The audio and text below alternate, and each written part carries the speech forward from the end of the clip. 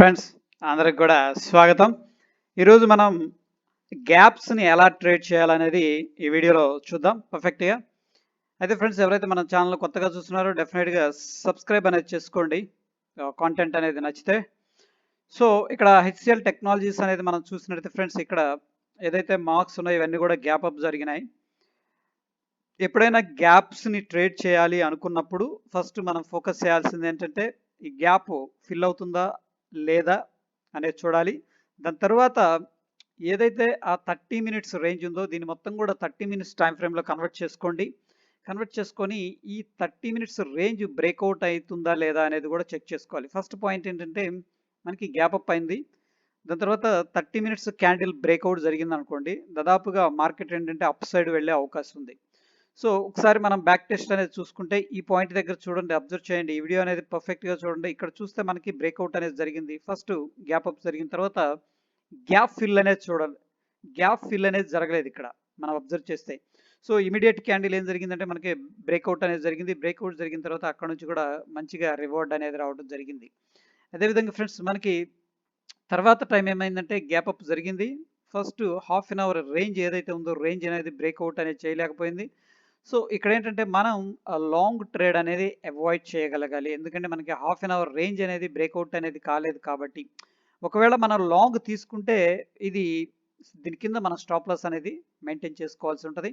ఒకవేళ very big candle అనుకుందాం, ఆ కేసులో ఏంటంటే మనం అట్లీస్ట్ 50% అన్న స్టాప్ లాస్ అనేది మెయింటైన్ చేసుకోవాలి. ఇక్కడ మనం ట్రేడ్ అనేది ట్రిగ్గర్ అనేది అవ్వలేదు, ఇక్కడ ట్రేడ్ ట్రిగ్గర్ అయింది.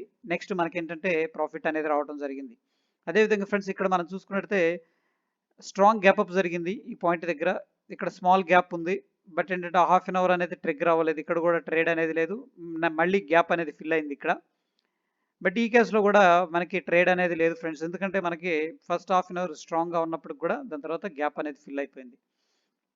సో అదేవిధంగా మనకి డేట్ వచ్చేసరికి 21 డిసెంబర్, అంటే రీసెంట్గా ఏమైందంటే first half an hour very very స్ట్రాంగ్గా ఉంది. ఫస్ట్ పాయింట్ గ్యాప్ అప్ జరిగింది, అక్కడ నుంచి కూడా వెరీ స్ట్రాంగ్గా పైకి అనేది ఉంది. అదేవిధంగా బ్రేక్అవుట్ కూడా జరిగింది కాబట్టి డెఫినెట్గా మనం ఏంటంటే లాంగ్ అనేది తీసుకోవచ్చు. అక్కడ నుంచి కూడా మనకి ఆ బ్యూటిఫుల్ రివార్డ్ అనేది రావడం జరిగింది ఫ్రెండ్స్.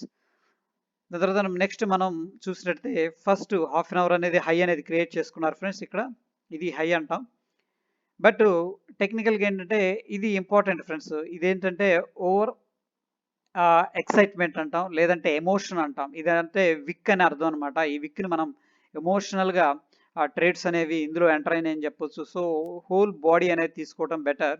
సో నాకు తెలిసినంత బట్టికి ఇక్కడ ఏంటంటే దీని హై వచ్చేసరికి 1262గా తీసుకోవచ్చు.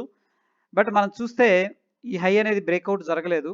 బట్ ఎప్పుడైతే మనకి 115కి 24 డిసెంబర్ బ్రేక్అవుట్ జరిగిందో మనం ఏంటంటే లాంగ్ ఎంట్రీ అనేది తీసుకోవచ్చు. ఇక్కడ తీసుకొని మనకి ఏదైతే స్వింగ్ ఉందో స్వింగ్ కింద అంటే మన ఎంట్రీ ఈ క్యాండిల్ దగ్గర ఉంటుంది ఫ్రెండ్స్, ఎందుకంటే 1260 ఈ లెవెల్ ఉంది, ఆ లెవెల్ దగ్గర బ్రేక్అవుట్ జరిగి అక్కడ నుంచి కూడా పైకి వెళ్ళింది కాబట్టి ఇక్కడ మనం ఏం చేయొచ్చు, లాంగ్ తీసుకోవచ్చు. దాని కింద మనం స్టాప్ లాస్ అనేది మెయింటైన్ చేసుకోవచ్చు. అక్కడ నుంచి కూడా మనకి ఆ బ్యూటిఫుల్ రివార్డ్ అనేది రావడం జరిగింది ఫ్రెండ్స్.